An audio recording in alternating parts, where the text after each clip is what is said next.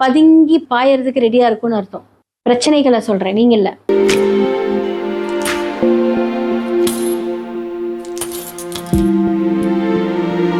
நான் உங்கள் டிஎன்ஏ மற்றும் பிரஸ்ன ஜோதிடர் சுப்ரஜா சுரேஷ்குமார், கோவையிலிருந்து. ஸோ இன்றைக்கு நம்ம பார்க்க போகிறது ஆவணி மாத பலன்கள். கும்பராசிக்காரர்களுக்கு இந்த ஆவணி மாத பலன்கள் எப்படி இருக்குன்னு பார்க்கலாம்.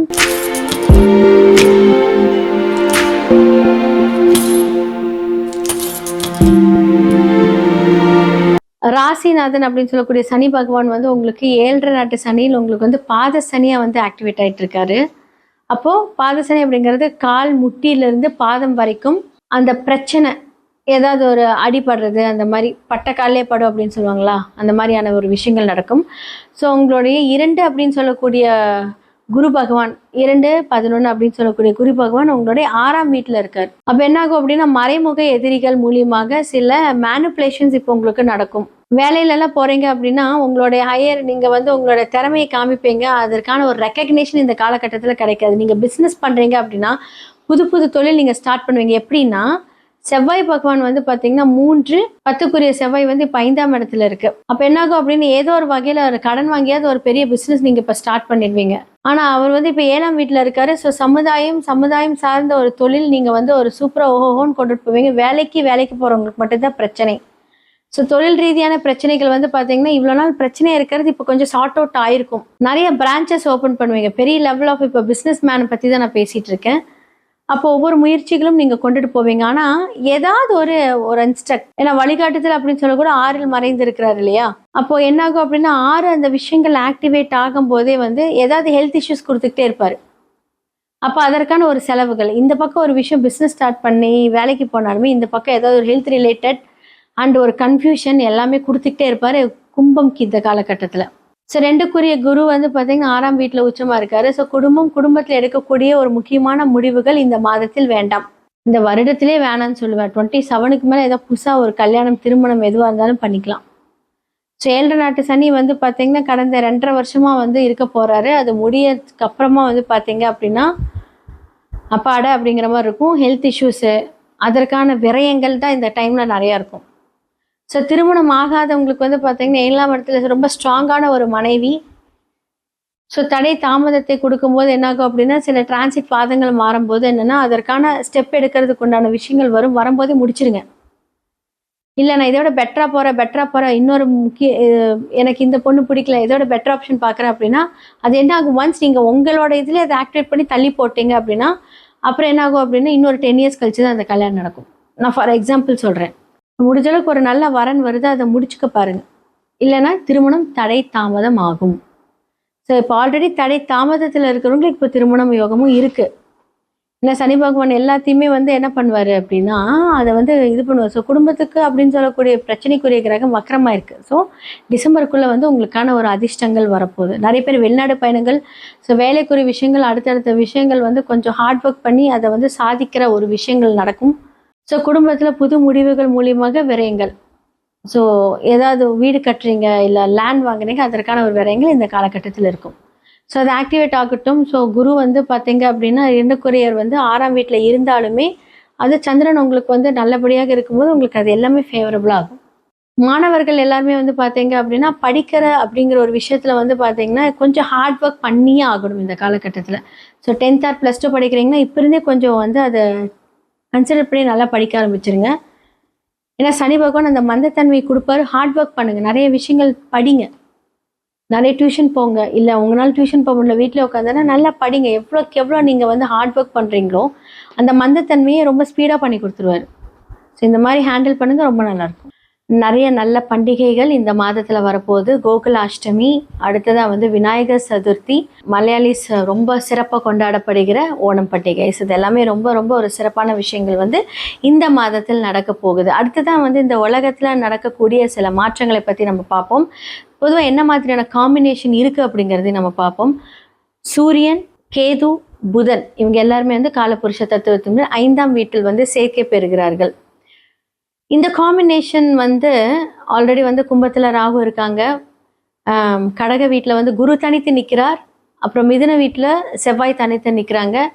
சுக்கிரன் கன்னி வீட்டில் வந்து தனித்து இருக்கிறார். அடுத்ததாக வந்து பார்த்தீங்கன்னா சனி பகவான் வந்து காலபுருஷனோட வீட்டில் 12ஆம் வீட்டில் ஆல்ரெடி இருக்கார். ஸோ இத்தனை காம்பினேஷன்ஸ் வந்து போயிட்டு வந்துட்டுருக்கு. ஸோ இதில் மெயினாக வந்து பார்த்தீங்க அப்படின்னா இந்த சூரியன் வந்து யாரோட இணைந்து இருக்கிறார் அப்படின்னா கேது பகவானோட இணைந்து இருந்து, புதன் பகவானோட இணைந்து இருந்து அழகாக சமசப்தம பார்வை ராகு எல்லாரும் பார்க்குறாங்க. இந்த காம்பினேஷன் வந்து ஒரு எச்சரிக்கை கொடுக்குது அப்படின்னு தான் சொல்ல முடியும். இந்த எச்சரிக்கை எப்படி அப்படின்னா, நிறைய பேர் நிறைய ட்ராவல் பிளான் பண்ணியிருப்பீங்க. இந்த மாதத்தை கொஞ்சம் தவிர்த்திருக்கிறது நல்லது. அடுத்ததாக வந்து இன்னுமே வந்து பார்த்தீங்க அப்படின்னா காற்று அப்படின்னு சம்மந்தப்பட்ட விஷயங்கள், நிறைய தீ விபத்துக்கள், அடுத்ததாக வந்து நிறைய வெடி பிளாஸ்ட், யாருமே யோசிக்க முடியாத ஒரு பிளாஸ்ட்.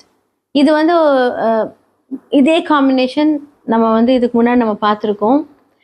ஸோ நம்ம ஃப்ளைட் கிராஷெலாம் பார்த்துருக்கோம். இதே காம்பினேஷன் என்ன அப்படின்னா, அப்போ வந்து சூரியன் கேது மட்டும் இருந்து பார்த்துருக்கு. இப்போ புதன் இணைந்து பார்க்குறாங்க. ஸோ ராகும் பார்க்குது. ஸோ இந்த மாதிரியெல்லாம் இருக்கும்போது என்ன அப்படின்னா, மீடியா ஃபீல்டு இதில் நிறையா பாதிப்புகளை நம்ம பார்க்க போகிறோம். மீடியா ஃபீல்டில் இருக்கிறவங்களுக்கு பிரச்சனை.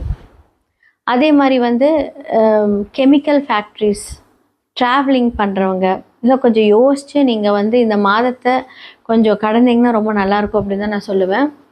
ஸோ இதெல்லாமே வந்து கொஞ்சம் ஜாக்கிரதையாக இருக்கக்கூடிய ஒரு காலங்கள். ஸோ மேஷம்லேருந்து மீனம் வரைக்கும் இந்த ஆவணி மாத பலன்கள் எப்படி இருக்குது? ஏன்னா சூரியனோட டிரான்சிட் வந்து ஆகஸ்ட் மிட்லேருந்து செப்டம்பர் வரைக்கும் இருக்க போகுது. இந்த டிரான்சிட் சூரியன் இங்கே இருக்கும்போது தான் அப்படின்னா என்ன சேர்ந்துருக்கிற கிரகம் அப்படி ரொம்ப நல்லா மேஷ ராசியிலேருந்து மீன ராசி வரைக்குமே வந்து இந்த ஆவணி மாத பலன்களை பற்றி நான் சொல்லியிருக்கேன். யார் யாரெல்லாம் வந்து நீங்கள் உங்களோட ஃபேமிலி டேக் கேர் பண்ணிக்கணும், எப்படி பிஸ்னஸ் உங்களோட கரியர் அமைச்சுக்கணும், வேலைகளாக இருக்கட்டும் இல்லை தொழிலாக இருக்கட்டும், என்ன மாதிரியான முன்னேற்பாடுகளில் யாரெல்லாம் இருக்கணும், இந்த மாதத்தில் யாருக்கெல்லாம் ஃபேவர் அன்ஃபேவர் எல்லாமே நம்ம பேசியாச்சு. இது எல்லாமே பொது பலன்கள். இப்போ வந்து நான் சொன்னேன் வீடியோ ஸ்டார்டிங்கில் சொன்ன நிறைய பிரளயங்கள் நடக்கும் அப்படின்னு நான் சொன்னேன். அரசியலில் நிறைய மாற்றங்களும் நடக்கும் இந்த காலகட்டத்தில். அப்போது அரசு தொடர்பு அரசியல் சார்ந்தவர்களுக்கெல்லாம் இந்த மாதத்தில் பிரச்சனைன்னு கேட்டால் கம்ப்ளீட்டாக பிரச்சனை. அதான் நான் சொன்னேன், யாருக்கெல்லாம் நல்லது நடக்கும்னு நினச்சிங்களோ அவங்களுக்குலாம் வந்து பார்த்திங்கன்னா ஆப்போசிட்டாக நடக்கும். யாரெல்லாம் இதை நமக்கு நடக்கவே நடக்காதுன்னு நினைக்கிறோம் அவங்களுக்கு வந்து அப்படியே ப்ளூமாக இருக்கும். அப்போ சூரியனுக்கு இது ரொம்ப ஒரு ஃபேவரான டைமான்னு கேட்டால் கண்டிப்பாக கிடையாது. ஸோ அப்போ சூரியன் சார்ந்த ஒரு விஷயங்கள் எல்லாத்துக்குமே வந்து கொஞ்சம் ட்ரபுள். ஆனால் பிரச்சனை வந்து பார்த்திங்கன்னா இப்போ கொஞ்சம் வக்கரகதி ஆகிருக்கனால வந்து அது கொஞ்சம் ப்ராப்ளம் இல்லை. ஆனால் இது என்ன ஆகும் அப்படின்னா பதுங்கி பாயறதுக்கு ரெடியாக இருக்கும்னு அர்த்தம். பிரச்சனைகளை சொல்கிறேன், நீங்கள் இல்லை. அப்போ சூரியன் சார்ந்த ஒரு தடைகள் தாமதத்தில் இருக்கும்போது என்னாகும் அப்படின்னா அவங்க கண்டிப்பாக அந்த சூரிய பகவானுக்கு உண்டான அந்த பரிகாரத்தை பண்ணணும். அது உங்களோட ஜாதகத்தில் ரிஃப்ளெக்ட் ஆயிருக்காங்கிறது பொது பலன்களை பார்க்க முடியாது, சுய ஜாதகத்தில் மட்டுமே பார்க்க முடியும்.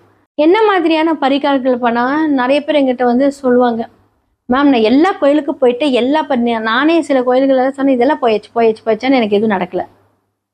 அப்போ 9 அப்படின்னு சொல்லக்கூடிய கோவில் அப்படின்னு சொல்லக்கூடிய ஒரு கிரகங்கள் ஏதாவது ஒரு பிரச்சனையிலையோ இல்லை வக்கரமாக இருக்கோ அப்படின்னா நீங்கள் கோயிலுக்கே போனாலுமே என்னாகும் அப்படின்னா அது பலன்கள் நடக்காது.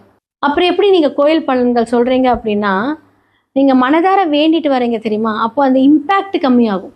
அப்போ நம்ம செய்யக்கூடிய இந்த புண்ணிய கர்மாக்கள் மூலியமாக என்னாகும் அப்படின்னா நாம் செய்யக்கூடிய செயல்பாடுகளோட திறன்கள் மாறும். இதன் மூலியமாக தான் அந்த பரிகாரங்கள் ஆக்டிவேட் ஆகும்.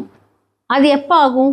நீங்கள் ஒரு போன வருஷம் போய் பரிகாரம் பண்ணிட்டு வரீங்க. ஃபார் எக்ஸாம்பிள் உங்களுக்கு திருமணம் நடக்கல, லாஸ்ட் இயர் வந்து எல்லா பரிகாரமும் பண்ணியாச்சு, ஆனால் ஸ்டில் எனக்கு வந்து மாப்பிள்ளை கிடைக்கல, திருமணம் நடக்கல, தொழில் அமையல, இல்லை தொழிலில் நஷ்டம் வருது, எல்லாம் பண்ணியாச்சு, ஏன் நடக்கல அப்படின்னா இதை எப்படி நம்ம ஆக்டிவேட் பண்ணுறோம்? நீங்கள் செய்த அந்த ஒரு வேண்டுதல் கரெக்டாக அந்த ஒரு தசாபுக்தி மாறும்போது புண்ணிய கணக்காக வரும். அப்போ எதிர்பார்க்காத நேரங்களில் நமக்கு அதிர்ஷ்டம் வரும். ஸோ அதை பற்றி நீங்கள் ஃபுல்லாக வந்து உங்களோட சுய ஜாதகத்தை அனலைஸ் பண்ணணும். ஒரு விஷயத்தை நீங்கள் கிரகப்படி பார்க்குறீங்களா, டிஎன்ஏ படி பார்க்குறீங்களா, இல்லை உங்களோட ஓன் ஸ்டைலை நீங்கள் பார்க்குறீங்களா, இது என்ன பரிகாரமோ அதற்கான அந்த கர்மா விளைவுகள் எல்லாமே சூப்பராக இருக்கும்.